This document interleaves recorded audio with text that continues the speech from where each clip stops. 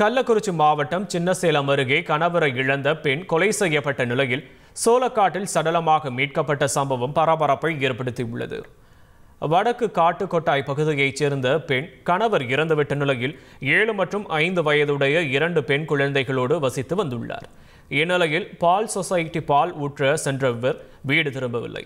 அவரது 2 குழந்தைகள் இரவு முழுவதும் வீட்டில் தனியாக இருந்துள்ளனர்.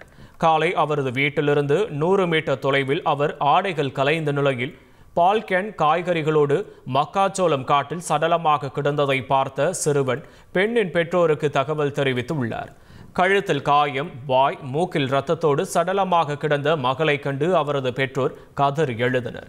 சடலத்தை பிரேத பரிசோதனைக்கு அனுப்பி வைத்த சின்னசேலம் போலீசார் மோப்பு நாய் கொண்டு விசாரணையை தொடங்கினர். கொலை செய்யப்பட்ட பெண்ணின் சகோதரி தனது அக்கா பாலியல் சித்திரவதை செய்யப்பட்டு கொலை செய்யப்பட்டு இருக்கிறார் என குற்றம் சாட்டியுள்ளார். இதற்கிடையே சொத்துக்காக பெண்ணின் கணவரின் அண்ணன் கொலை செய்திருக்கலாம் என சந்தேகம் உள்ளதாகவும் தகவல் வெளியாகியுள்ளது. தாயை இழந்து கண்ணீர் சிந்தும் 2 குழந்தைகளை பார்த்தும் மற்றவர்களும் கதறி எழும் காட்சி காண்போரை கண்ணீர் சிந்த செய்தது.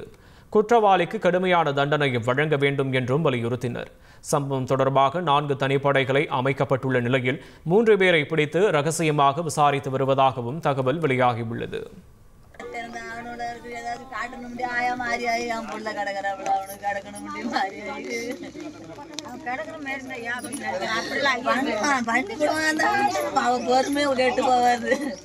என் புள்ள ஆடா துடி கிடையாது, சண்டைக்கு ஜாடிக்கு போட மாட்டா.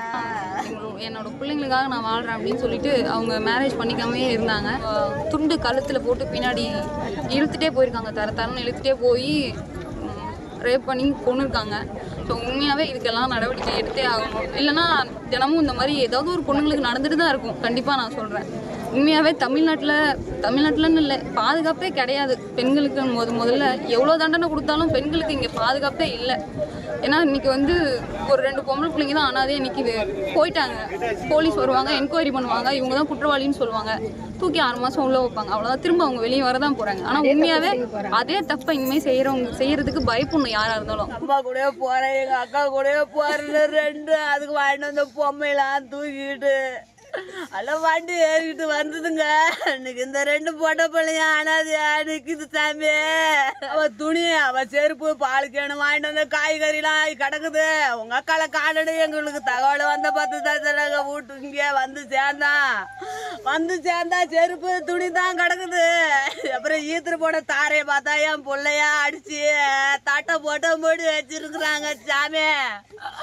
அவன் என் பிள்ளைய கொலை பண்ணானா அவனுக்கு தகுந்த தண்டனை, அவன் உயிரோட இருக்கக்கூடாது.